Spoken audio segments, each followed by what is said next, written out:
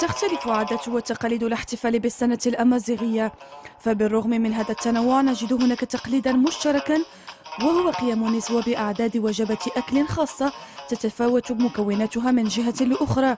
فبالحجب مثلا يتم تحضير طبق الكسكس، حيث يتم وضع التمر وسطه، لاعتقاد نساء المنطقة أن من يجده أثناء الأكل سيكون محدودا خلال هذه السنة.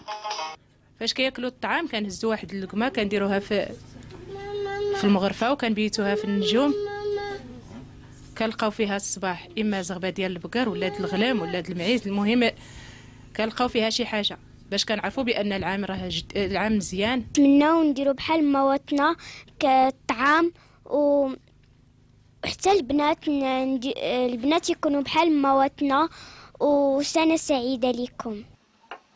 طبق يحضر لتجتمع حوله كل أفراد العائلة خلال الاحتفال بالسنة الأمازيغية، أو كما يطلق عليها سكان الحجب برقيم. ومن المعتقدات أيضا أنه إذا أمطرت السماء في تلك الليلة من السنة الجديدة فالموسم الفلاحي والمحاصيل الزراعية ستكون جيدة. نحتفل كأسرة هنا بمنطقة الحجب بهذا اليوم، ونقف فيه على ما قمنا به في خلال السنة الماضية من مجموعة من الأعمال، راجين من الله عز وجل أن تكون السنة القادمة سنة يمن وخير وبركة.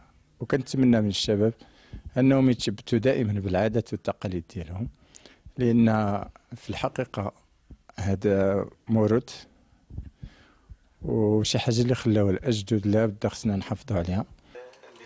طقوس وعادات تؤثث لموروث تاريخي قيم سيظل حاضرا في أوساط الأسر الأمازيغية ما دامت هذه الأخيرة عازمة على تلقينها إلى الأجيال الناشئة.